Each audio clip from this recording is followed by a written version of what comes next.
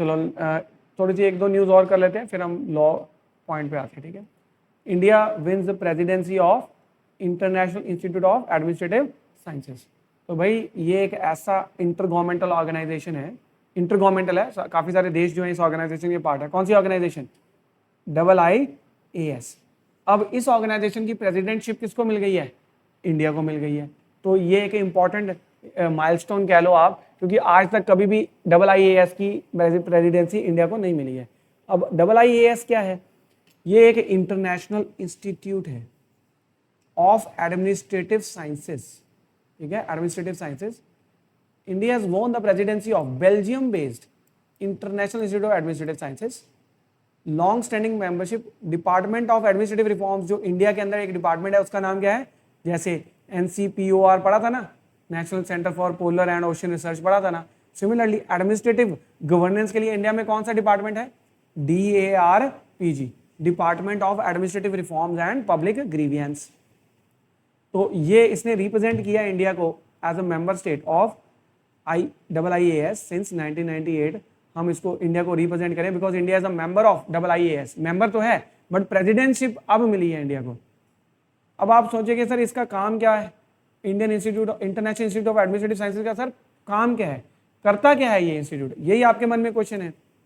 तो बेसिकली आप ये देखिए कि it is an international non profit organisation with scientific purposes, ठीक है।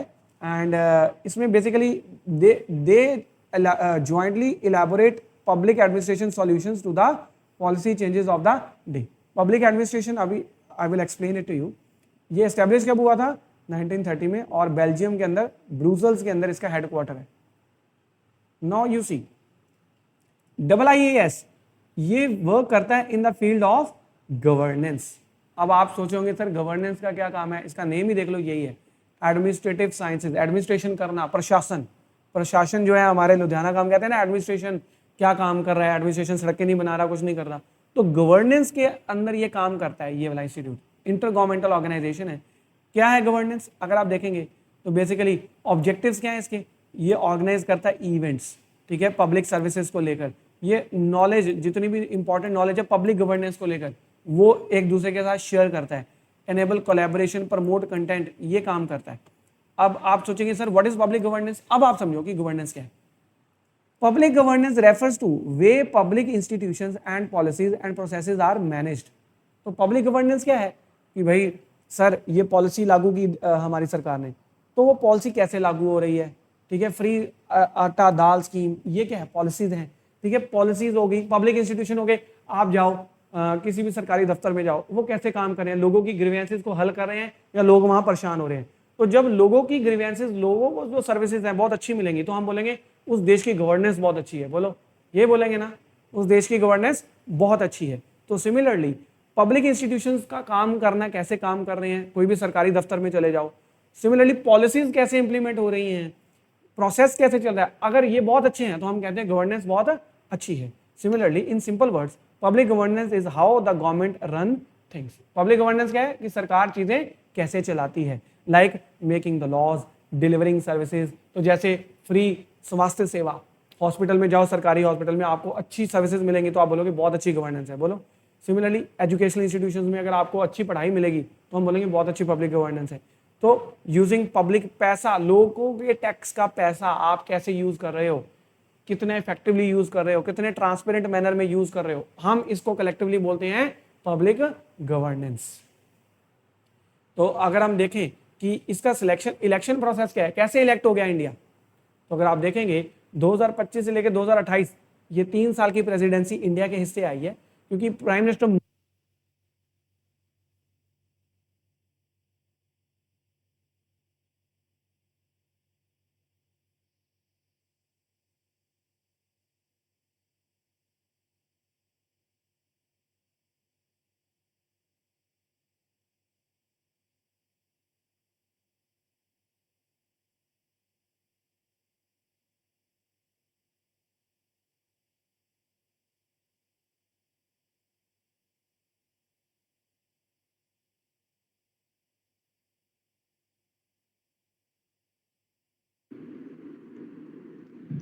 सर आवाज नहीं आ रही।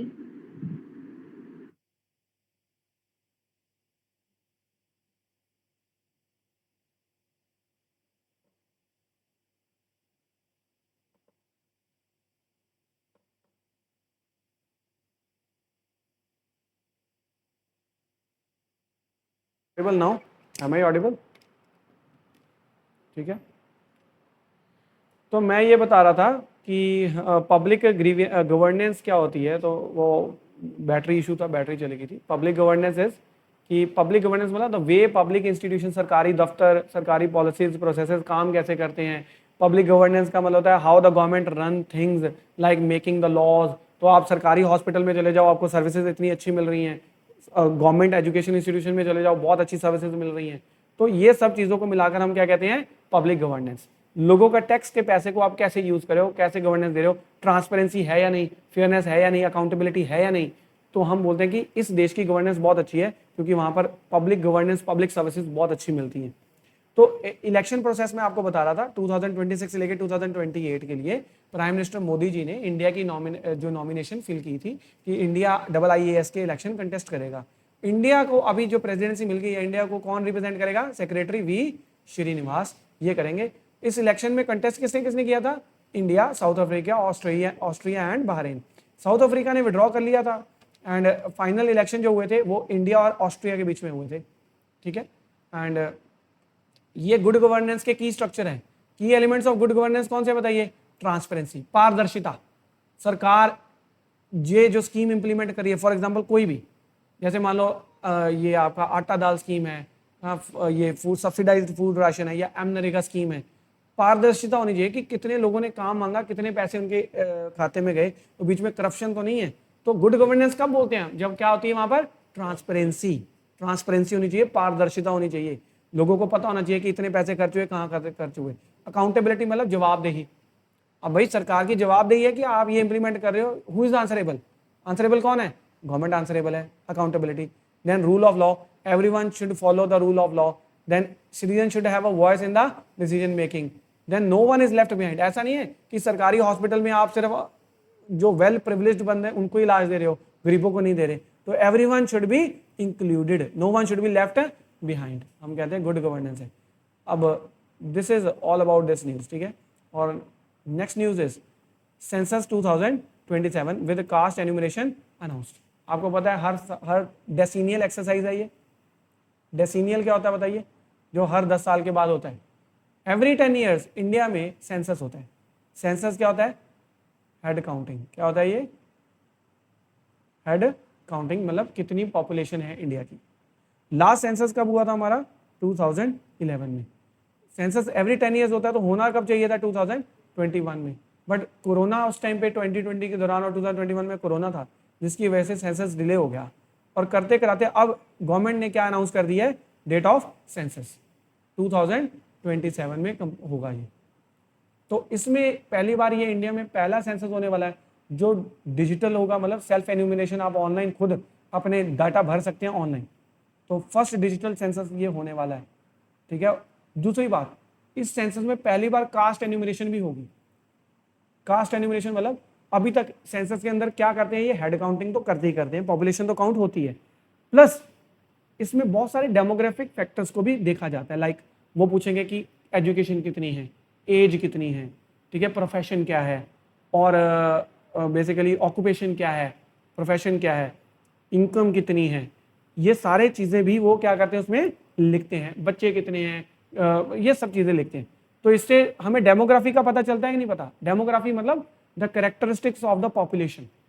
तो अगर हम बात करें इंडिया की जो डेमोग्राफी है, बहुत यंग है। India has the youngest work force in the world. मतलब सबसे ज़्यादा यंग लोग कहाँ रहते हैं?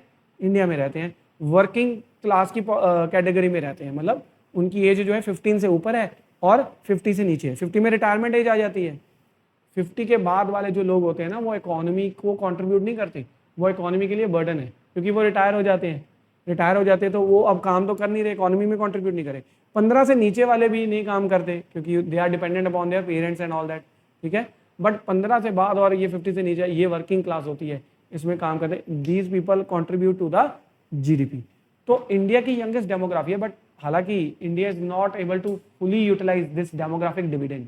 इसको हम क्या बोलते हैं? Demographic dividend. डिविडेंड क्यों बोलते हैं? क्योंकि डेमोग्राफी हमें फायदा दे रही है, इसका डिविडेंड यूज कर लेना चाहिए हमें, पर इंडिया इसका यूज क्यों नहीं कर पा रहा?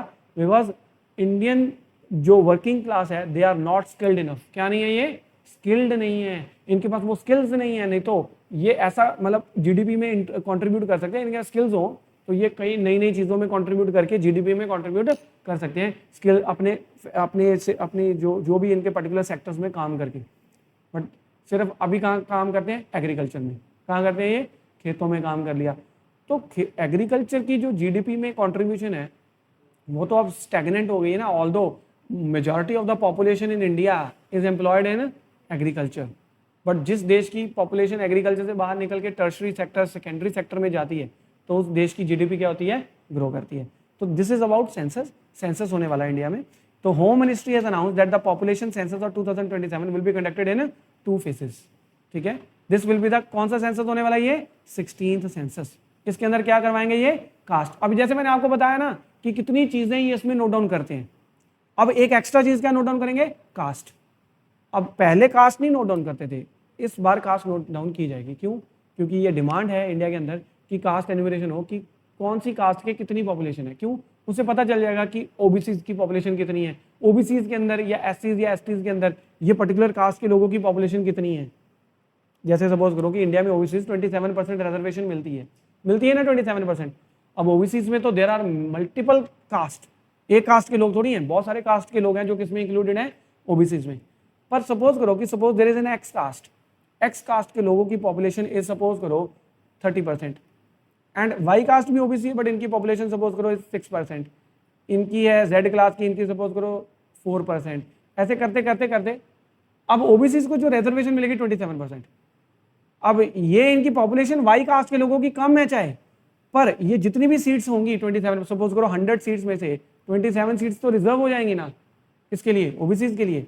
तो अब ये जितनी भी कास्ट हैं ये सीट्स के लिए एलिजिबल है जो 27 है, बोलो यस और नो। बट आप खुद सोचो कि अगर एक्स कास्ट की पॉपुलेशन इतनी है तो आपको नहीं लगता there should be a reservation within the reservation, मतलब ओबीसी के अंदर भी एक्स कास्ट की कम्युनिटी के लिए हमें सीट्स रिजर्व करनी चाहिए, क्योंकि उनकी पॉपुलेशन ज्यादा है तो बाकी पॉपुलेशन इतनी नहीं है, बट उनकी पॉपुलेशन ज्यादा है इसलिए उनके लिए सीट ज्यादा रिजर्व होनी चाहिए ना। तो ये कास्ट एनिमिनेशन का यही फायदा होने वाला है। इज दैट फाइन, बोलो यस और नो। रेफरेंस डेट इस साल की सेंसस की क्या मानेंगे, ये अक्टूबर 1, 2026। स्नो बाउंड एरियाज में लाइक लद्दाख, जम्मू कश्मीर और जो स्नो बाउंड एरियाज हैं उनके लिए रेफरेंस डेट क्या रहने वाली है, 1 अक्टूबर 2026।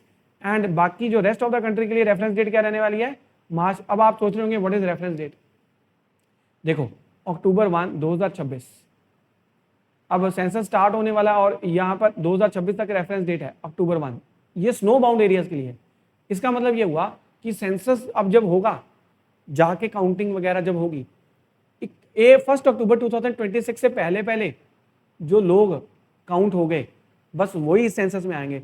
सपोज करो कि एक व्यक्ति है, उसका जन्म हुआ 2 अक्टूबर 2026 में, तो क्या वो ये 16th सेंसस में इंक्लूड होगा, नहीं होगा, वो इसमें इंक्लूड नहीं होगा। तो रेफरेंस डेट का मतलब ये है कि चाहे काउंटिंग जब मर्जी हुई हो, 1 अक्टूबर 2026 से पहले पहले जो उसके अंदर मिले, उसके बाद जिसका जन्म हुआ वो इस सेंसस में इंक्लूड नहीं होंगे। या सपोज करो 1 अक्टूबर 2026 से पहले पहले कोई किसी की डेथ हो गई तो वो इससे एक्सक्लूड हो जाएगा, फिर क्या हो जाएगा, वो एक्सक्लूड। बट 2 अक्टूबर को किसी की डेथ हो गई बट वो तो काउंट हो ही चुका है ना, वो तो काउंट हो चुका है। आई बात समझ या नहीं। तो इसकी रेफरेंस डेट ये मानी जाएगी। स्नो बाउंड एरियाज के लिए अलग डेट क्यों है और रेस्ट ऑफ द कंट्री के लिए अलग डेट क्यों है, क्योंकि वहां पर स्नो पड़ जाती है, फिर वहां पर सेंसस करना, वहां पर डेटा कलेक्ट करना मुश्किल होगा, इसलिए इसकी डेट जो है मार्च है और ये अक्टूबर से पहले पहले, मतलब सर्दियों से पहले पहले सारा हो जाएगा।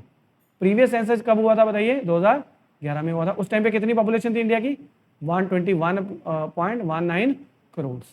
तो 121 करोड़, तो मतलब एक सेक्टर ऐसा है जहां पर हमने दुनिया को पीछे छोड़ा है ना, दुनिया के देशों को पीछे छोड़ा है हमने किसमें, और बाकी चाहे किसी में छोड़े या ना छोड़े। इसमें से कितने मेल थे, 50, आप देख सकते हैं 62 करोड़ मेल थे और फीमेल कितनी थी, 58 कुछ crore. Understanding the Indian census, तो इंडियन सेंसस जो है it is conducted under the census rules 1990 और सेंसस एक्ट है, लॉ है हमारे पास कौन सा है, 1948 का।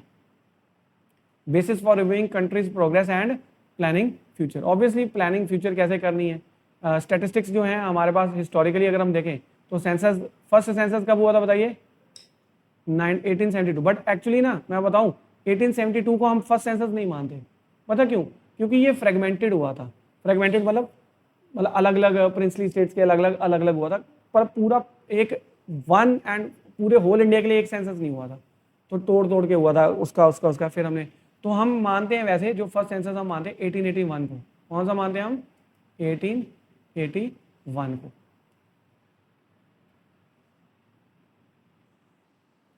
ठीक है, detail survey of gender, literacy, town, ये सब हम देखते हैं। ठीक है, देन 2027 जो ये सेंसस होने वाला है, इसकी कितनी खर्चा आएगा बताइए? 13,000 crore total budget for the census action. देख लो सेंसस करवाने में कितना खर्चा आता है। देन कितनी वर्कफोर्स लगेगी? 30 लाख से भी ज़्यादा गवर्नमेंट टीचर्स इनकी ड्यूटी लगा देंगे ये कि चलो जी सरकारी जो भी है। ये स्टार्ट कब होने वाला? अक्टूबर 2026। हाउस होल्ड लिस्टिंग जो है अप्रैल से स्टार्ट हो जाएगी। फर्स्ट डिजिटल सेंसस, इसको क्या बोलेंगे हम? First digital census. Citizens can put their own information, इसको हम बोलते हैं सेल्फ एन्यूमरेशन। खुद भी आप डिजिटली ऑनलाइन जाके अपना फिल कर सकते हैं। प्रीवियस सेंसस जो है वो हमने देख लिया था 2011 में हुआ, ये पोस्टपोन हो गया था बिकॉज ऑफ कोविड-19। Then understanding the caste. अब आप ये समझ लेते हैं कि कास्ट को क्यों इसमें डाल रहे हैं, वो आपको मैंने बता तो दिया है, but just have a look at it. तो यहाँ पर डिसाइड हुआ भाई, प्राइम मिनिस्टर द्वारा जो कैबिनेट कमेटी को पॉलिटिकल अफेयर्स के ऊपर जो कमेटी है उसको चेयर किया, और उन्होंने बोला कि we will include the caste enumeration in the next census. Article 246 of the constitution says census is a union subject, central government के अंडर आता है। It is in 69 in the union list in the 7th schedule. Some states, कुछ states ने अपने level पे cast सर्वे करवा चुके हैं, जैसे बिहार ने कास्ट सर्वे करवा लिया कि बिहार के अंदर कौन सी कास्ट की कितनी पॉपुलेशन है, तेलंगाना ने अपने लेवल पे करा लिया, बट ये सेंट्रल लेवल के ऊपर अब इस सर्वे के अंदर सारा किया जाएगा। Caste census involves the systematic collection of data, किसका? कास्ट आइडेंटिटीज का। India where caste was historically shaped social economic political dynamics, such data can provide insights into the demographic distribution. पता चल जाएगा कि कितने लोग कौन सी कास्ट के हैं, पता चल जाएगा। सोशो इकोनॉमिक कंडीशन पता चल जाएंगी। दिस इंफॉर्मेशन कैन बी, पता चल जाएगा ना। सपोज करो कि अब कास्ट भी है, बट उसी के अंदर उनकी एजुकेशन भी पूछी होगी, उनकी इनकम भी पूछी होगी, तो उस कास्ट के लोगों की सोशो इकोनॉमिक कंडीशन भी तो पता चल जाएगी कि इनको रिजर्वेशन देनी भी है या नहीं देनी, कि ये अब कास्ट क्या है, फुली अपलिफ्ट हो चुकी है, तो इनको अब हम ओबीसी निकाल देते हैं बाहर, बोलो यस और नो। ये भी तो फर्क पड़ेगा ना, इस चीज का भी फर्क पड़ेगा। ब्रिटिश कॉलोनियल एडमिनिस्ट्रेशन जो है, कास्ट, जब ब्रिटिशर्स का रूल था, ब्रिटिशर्स शुरू से कास्ट को इंक्लूड करके चलते थे। देखो ब्रिटिशर्स ने 1881 से लेकर 1931 तक जितने सेंसस किए हैं, सब में कास्ट को उन्होंने इंक्लूड किया था। बट जब इंडिया ने इंडिपेंडेंस हुआ, तो इंडिया का जो फर्स्ट सेंसस था 1951 का, उसमें कास्ट इंक्लूड हुई थी, बट उसके बाद के जितने भी सेंसस हुए उनमें कास्ट इंक्लूड नहीं की गई। पता क्यों नहीं की? क्योंकि इंडिया में फिर ये दंगे होने शुरू हो जाते हैं कि कास्ट सेंसस, हमारी पॉपुलेशन थी, हमें ज़्यादा रिजर्वेशन चाहिए, कुछ चाहिए। तो इन चीज़ों को अवॉइड करने के लिए पहले इंडिया डिवाइडेड था on the basis of caste identities ना। देखो किस किस पे बेस पे इंडियंस अपने आप को अलग करते हैं, कास्ट, फिर लैंग्वेज, हम पंजाबी हैं, ये हैं, वो है ना, और दूसरा रीजन, हम नॉर्थ रीजन से हैं, आप साउथ रीजन से। डिवाइड करने वाले तो हम बहुत सारे फैक्टर ढूंढ लेते हैं, पर हम एक चीज होने वाले फैक्टर्स को हम अवॉइड करते हैं, हम we are all are united, है ना, ऐसा हम ऐसे फैक्टर्स को नहीं देते। तो सिग्निफिकेंस कास्ट सेंसस की, इससे क्या होगा? सोशल जस्टिस होगा कि भाई किसको रिजर्वेशन देनी है, किसको नहीं देनी है। तो these are the main things. इसको आप ठीक है घर पे जाके पढ़िएगा, ये मैं आपको सेंड करूंगा, ये पीपीटी, जो पॉइंट्स हैं जो मैंने मिस करे, मतलब बेसिकली मैंने जल्दी पढ़ाया, इसको आप घर से पढ़ेंगे, ठीक है।